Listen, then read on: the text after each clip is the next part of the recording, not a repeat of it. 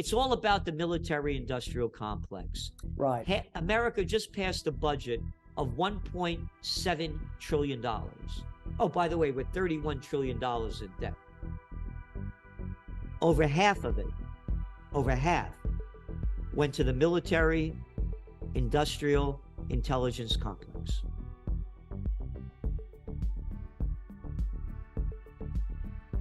I've never worked harder in my life because I'm so concerned about what's going on.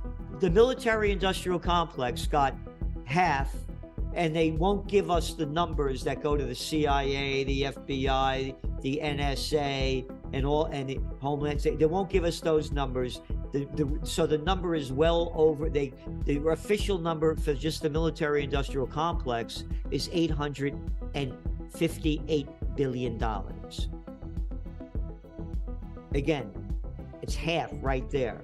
And when you put the rest in, it's way over half. Minority to prevail, but rather an irate, tireless minority, keen on setting brush fires of freedom in the minds of men, said Samuel Adams, one of the founding fathers of America. The Constitution that was written here, over 70% of America's Constitution comes from that, when Kingston was the capital of New York State. I own 3 of the most historic buildings in America. It's the only 4 corners in America with pre-Revolutionary War stone buildings.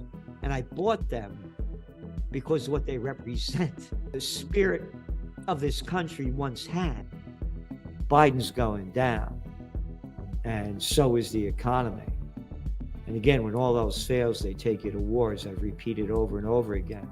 What followed the Great Depression, World War II, what followed the dot-com bust. Oh yeah, the war on terror. So this is going to go down heavy and hard, and they get the people's minds off it. Remember, after when the dot-com bust was busting, and little Georgie Bush said, we got to get that guy Osama bin Laden, dead or alive, over there in Afghanistan. The 20-year war that killed hundreds of thousands of people, destroyed the place, cost us trillions that we lost. 88% of the people swallowed his shit. We can have the second American Revolution, a revolution of the heart and the mind and the spirit and morality, something that doesn't exist when you send drones to kill innocent people, when you allow banks to rob your savings and take your home and put you on the street.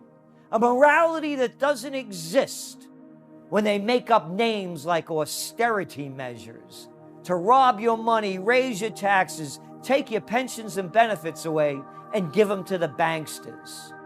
A morality that doesn't exist in a country that used to be the beacon of capitalism. Nothing wrong with capitalism. This ain't it. It's fascism. Too big to fail. 4 words that killed America. Too big to fail? Could you imagine the founding fathers buying that one? And just think of Washington, what he said about not becoming involved in foreign entanglements. Read the quotes from Madison and Jefferson, warning us in even using the terms of the money changers, the bankers, and the central banks robbing us, generation after generation. I want to go back to what the founding fathers believed in, what the Constitution and the Bill of Rights was about. I want to go back to the country that my ancestors came to, so they can make their way and make a place in America. I've had enough of the multinationals, and I've had enough of the mafia. Well, you know, as you look through history, it seems like governments become emboldened by their failures. As I mentioned, rather than letting the dot-com bubble burst, they reinflated it with the real estate bubble. Now they're reinflating it and getting involved in it. And by the way, a terminology of the merger of state and corporate powers, according to Mussolini, was called fascism. We could call this fascism light.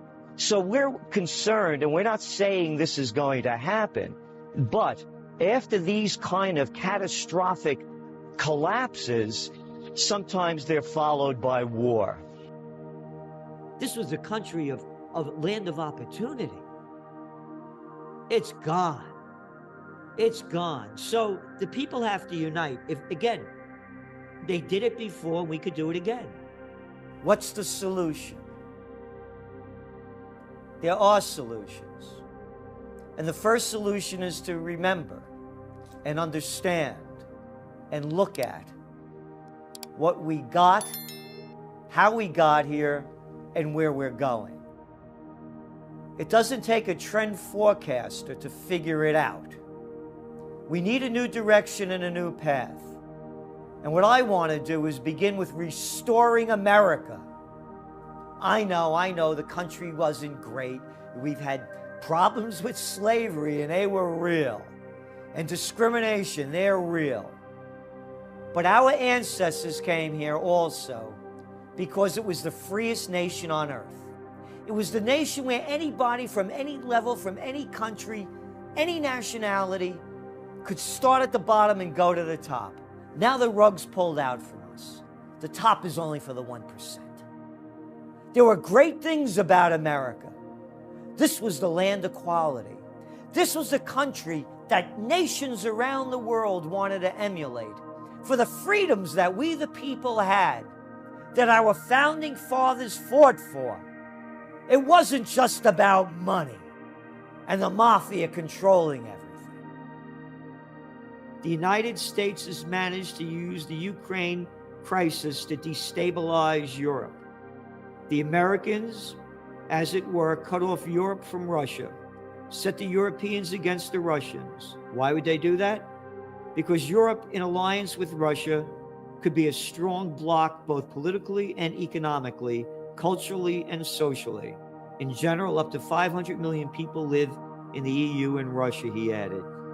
Ever since Vietnam and the economic crisis that followed, Americans have always tried by force, cunning, and other dishonest means to make up for the loss of their economic and political influence, although it is inevitable.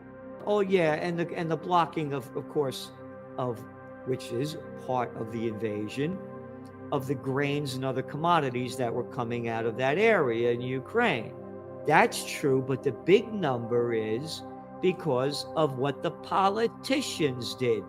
Not the Russians didn't put sanctions on themselves. Barack Obama, he's the one that started putting more sanctions on Russia after the United States overthrew the democratically elected government of Viktor Yanukovych in 2014.